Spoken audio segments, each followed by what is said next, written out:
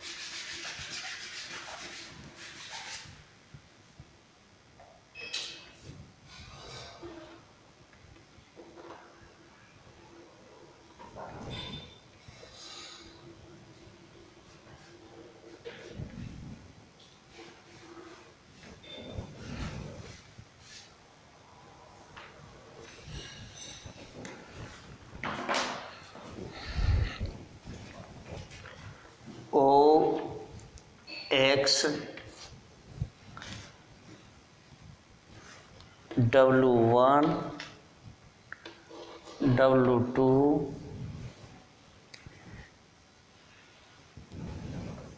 C1 C1 C2 C2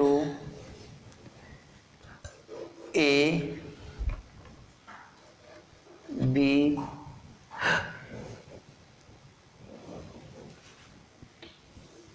E1 E2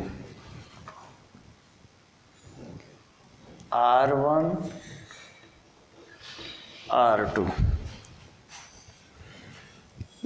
कपड़ा यानी cloth और गेहूं।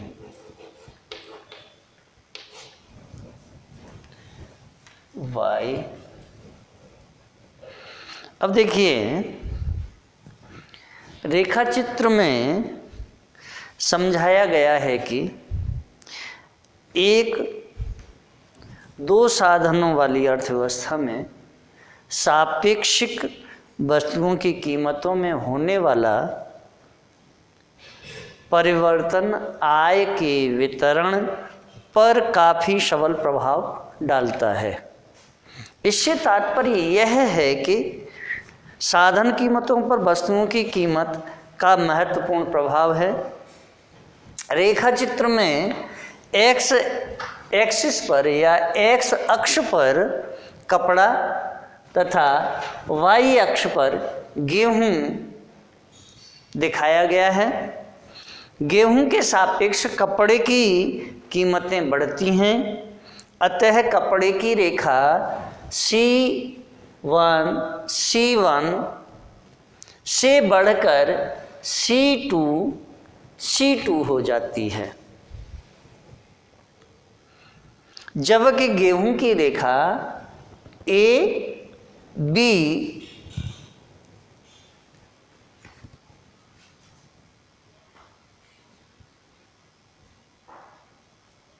स्तर पर ही रहती है। C1 व AB के अंतर छेदन यानी C1 और C1 के और AB के बीच में जो अंतर छेदन है वह E1 बिंदु पर है। जब कपड़े की कीमत बढ़ती है व गेहूं की कीमत स्थिर रहती है तब C2 व AB के अंतर छेदन से नया बिंदु या नया संतुलन साधन कीमत बिंदु E2 पर प्राप्त होता है। अर्थात संतुलन साधन कीमत E1 बिंदु से E2 बिंदु पर आ जाता है और इसके फलस्वरूप मजदूरी की दर बढ़कर W1 से W2 हो जाती है। वह भूमि पर प्राप्त लगान R1 से गिरकर R2 हो जाता है। ठीक इसी प्रकार गेहूं की कीमत में होने वाली वृद्धि भूमि पर लागत दर को बढ़ाएगी तथा मजदूरी की दर को कम करेगी। कपड़े की कीमत में होने वाली एक वृद्धि भूमि को प्राप्त होने वाले लगान में कमी करती है। अब ऐसे व्यक्ति जो भूमि से प्राप्त लगान की आय पर निर्भर हैं अपनी क्रय शक्ति को कम होता पाएंगे। ठीक इसी समय में यदि मजदूरी की दरें आनुपातिक रूप से बढ़ें तब इससे कपड़े की कीमत में वृद्धि होगी। अतः वह जो अपनी आय मजदूरी से प्राप्त करते हैं या प्राप्त कर रहे थे वह पाएंगे कि दोनों वस्तुओं के संदर्भ में उनकी क्रय शक्ति बढ़ गई है। लेकिन फिर आगे देखें कि रेखा चित्र से स्पष्ट है कि अंतर्राष्ट्रीय व्यापार के सबल वितरण प्रभाव हैं। यानी रेखा चित्र से यह स्पष्ट होता है कि अंतर्राष्ट्रीय व्यापार का सबल आय वितरण प्रभाव है। जब वस्तुओं की सापेक्षिक कीमतों में होने वाले परिवर्तनों के साधनों की सापेक्षिक प्राप्तियों पर सबल पड़ता है तथा जब व्यापार वस्तुओं की सापेक्ष कीमतों को बदल देता है, यहाँ सबल साधनों के स्वामी व्यापार से लाभ कमाएंगे। यानी जो पैसे वाले हैं वो व्यापार से लाभ कमाएंगे, जबकि सीमित साधनों के स्वामी यानी जिनके साधन कम हैं, जिनके पास कम पूंजी है, वह स्वामी हानि प्राप्त करेंगे। इस प्रकार स्टोपलर-सैमुएल्सन प्रमेय आय वितरण प्रभावों को रेखांकित करता है, जबकि या जिसके अंतर्गत सीमित साधनों की तुलना में बहुत साधनों को अधिक लाभ प्राप्त होता है। ऐसे व्यापार के द्वारा साधन कीमत समानीकरण को प्राप्त करना कठिन हो जाता है, जैसा कि ओहलिन और उसके समर्थकों ने बताया था। अब देखिए दूसरा, फिर इसका एक और एक्सप्लेनेशन है, उसे भी देखते हैं। दूसरी तरीका से नए सिरे से इसी का एक्सप्लेनेशन किया है, इसी की जो व्याख्या की है वह भी देखें कि रेखा चित्र में C1 कपड़े की तथा AB गेहूं की रेखा है। कपड़े की रेखा इसे साधन श्रम तथा गेहूं की रेखा इसे साधन भूमि के रूप में लेती है। केवल E1 बिंदु पर, केवल E1 बिंदु पर जहाँ C1 व AB रेखाएं C1 और AB रेखाएं E1 बिंदु पर काटती हैं, जहां उत्पादन का संतुलन कपड़े व गेहूं के उत्पादन के संयोग को सूचित करता है। मजदूरी की दर OW1 से या OW1 तथा भूमि के लगान को OR1 से सूचित किया गया है। जब C1 रेखा बदलकर C2 रेखा हो जाती है तो मजदूरी OW1 से बढ़कर OW2 हो जाती है। इससे स्पष्ट है कि W1 W2 greater than R1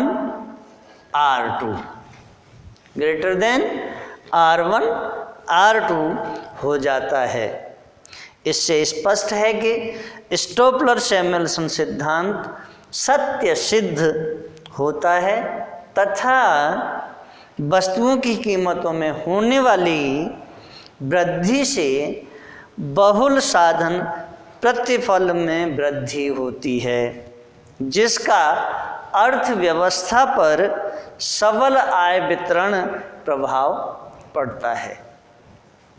अब देखिए इसके बाद में फिर एक नया टॉपिक आता है हेक्सर-ओहलिन-सैमुअल्सन प्रमेय, जिसे यानी हेक्सर-ओहलिन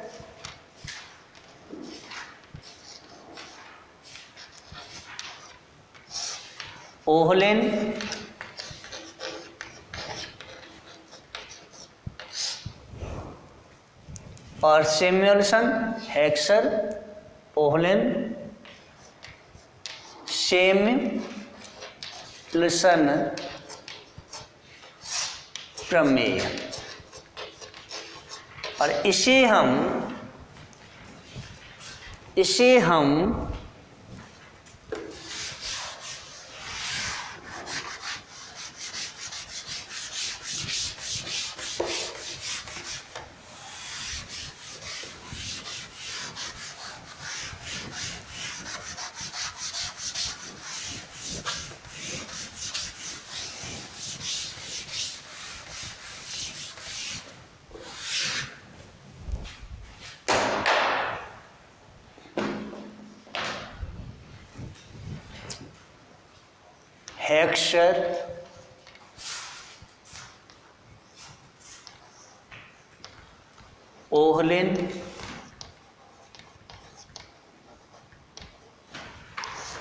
हेक्सर-ओहलिन और सैमुअल्सन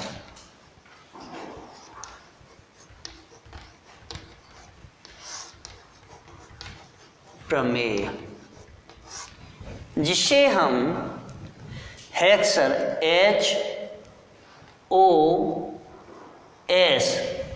HOS और इस टाइप से भी हम इसे लिख सकते हैं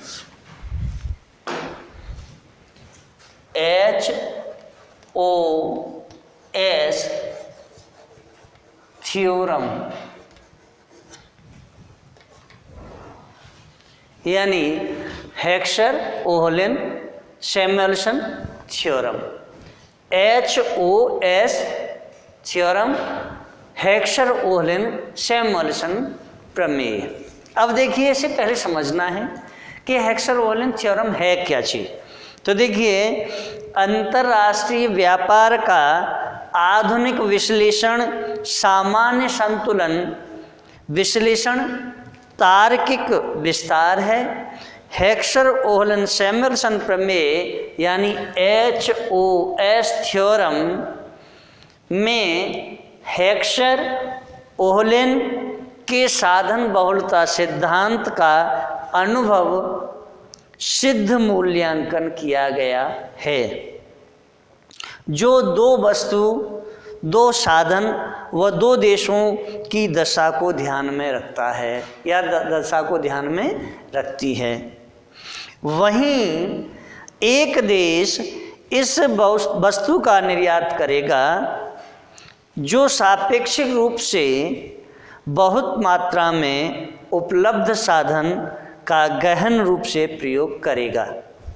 दूसरी ओर उस वस्तु का आयात करेगा जिसके उत्पादन में सापेक्षिक रूप से दुर्लभ साधन का गहन प्रयोग किया गया हो। यानी स्वाभाविक सी बात है कि एक देश उन साधनों का निर्यात करेगा जो उसके यहाँ बहुतायत में हैं और आयात उन साधनों का करेगा जो उसके यहाँ नहीं हैं।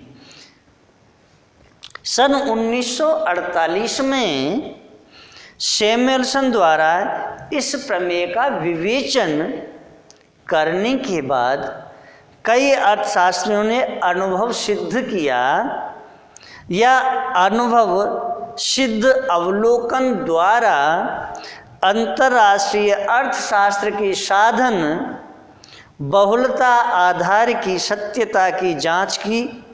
परंतु अब यहाँ एक और अर्थशास्त्री हैं जिनको बोलते हैं लियोनटीफ। क्या नाम है इनका? लियोनटीफ के विरोधाभास को पलटने में कम ही सफलता मिली, जिसमें यूएसए की केस स्टडी द्वारा यह कहा गया था कि पूंजी बहुल होने के बावजूद इसके निर्यात श्रम गहन वस्तुओं के हैं।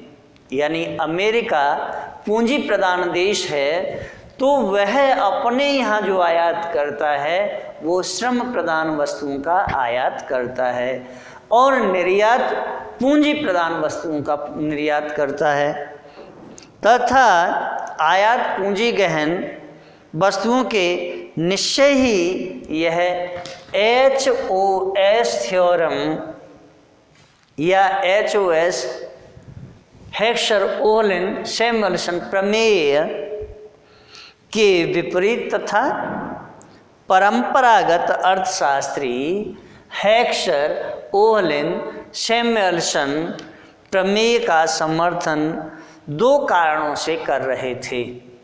पहला कारण तो इसमें यह था, यह स्वतंत्र व्यापार का समर्थन करता था और दूसरा बालस के सामान्य संतुलन मॉडल से गहरा संबंध रखता था, जो पूर्व प्रतियोगिता एवं एकाधिकारात्मक प्रतियोगिता दोनों के संदर्भ में संगत था। 1980 में अंतर्राष्ट्रीय अर्थशास्त्र के उस नए स्वरूप का अभ्युदय हुआ जिसमें एक अकेली विधि पर आश्रित नहीं रहा गया था तथा शिथिल मान्यताओं एवं हेक्सर-ओहलिन-सैमुअल्सन प्रमेय से भिन्न विकल्पों को ध्यान में रख विवादों का विवेचन किया गया था। लेकिन 1980 में लीमर ने तर्क दिया, फिर यहाँ एक और अर्थशास्त्री हुए जिनको लीमर बोलते हैं। लीमर ने एक तर्क दिया कि लियोनटीफ का विरोधाभास आंकड़ों से संबंधित कुछ भ्रांतियों पर आधारित है। वास्तव में यूएस के विशुद्ध निर्यात पूंजी एवं श्रम दोनों को समाहित करते हैं। ऐसी दशा में साधन बहुलता का एक सही परीक्षण प्रति श्रमिक उपभोग में पूंजी के अंश की तुलना करेगा। इस प्रकार एक देश पूंजी बहुल तब होगा, यानी एक देश पूंजी बहुल तब होगा जब, देखिए, जब क्या होगा, जब K X minus K M greater than 0। फिर दूसरा L X minus L M greater than 0। अगर हम इन दोनों ही समीकरणों को देखते हैं फिर, यानी K X minus K M oblique L X minus L M greater than के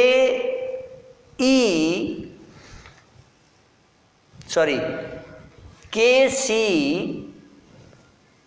ऑब्लिक एल सी।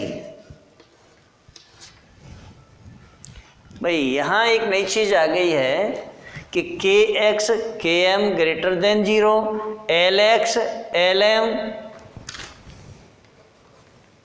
L M greater than 0। यहाँ K X minus K M oblique L X minus L M greater than K C oblique L C. Where जहाँ K X is equal to where K X is equal to निर्यातों में पूंजी की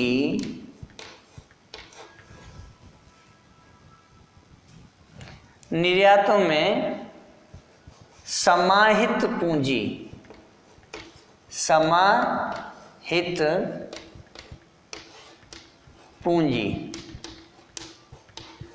यानी के is equal to capital यानी पूंजी और एक्स एक्सपोर्ट यानी निर्यात।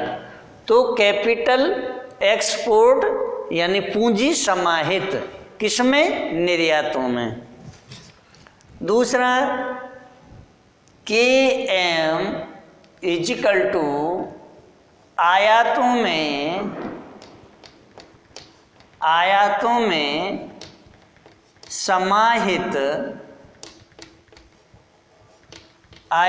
में समाहित पूंजी।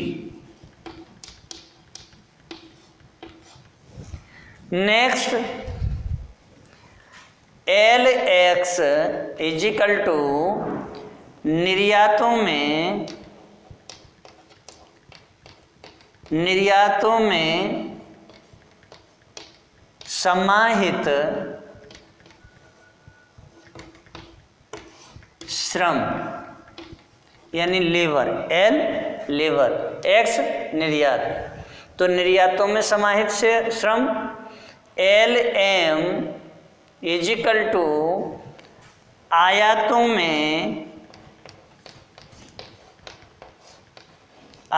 में समाहित श्रम।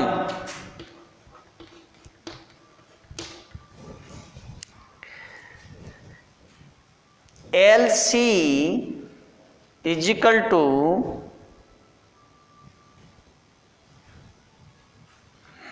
उपभोग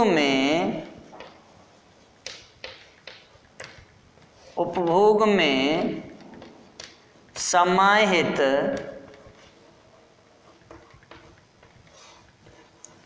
श्रम। उपभोग में यानी कंजप्शन में, सी मीन्स कंजप्शन, तो उपभोग में समाहित श्रम। और केसी इजिकल टू उपभोग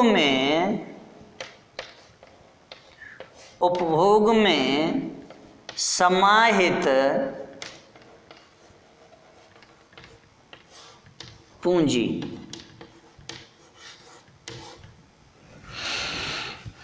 प्रोफेसर लियोनतीफ के 1947 के समंकों का प्रयोग करते हुए लीमर ने अपने मापदंड द्वारा पाया कि यूएस एक पूंजी बहुल देश है जो पूंजीगत वस्तुओं का निर्यात करता है, जिससे HOS हेक्सर-ओहलेन-सैमुअल्सन प्रमेय की सत्यता सिद्ध होती है और हमें यही सिद्ध करना था। अगर मेरे चैनल पर आप नए हैं तो चैनल को लाइक करें, सब्सक्राइब करें, कमेंट करें, बेल आइकन का बटन दबाएं और कमेंट ज़्यादा से ज़्यादा करें, जिससे कि मैं आपको अच्छे से अच्छे वीडियो और भी नए बना करके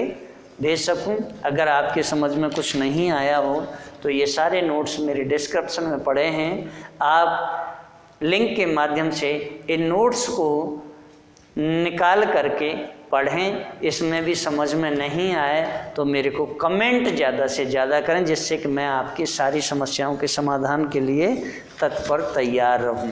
धन्यवाद।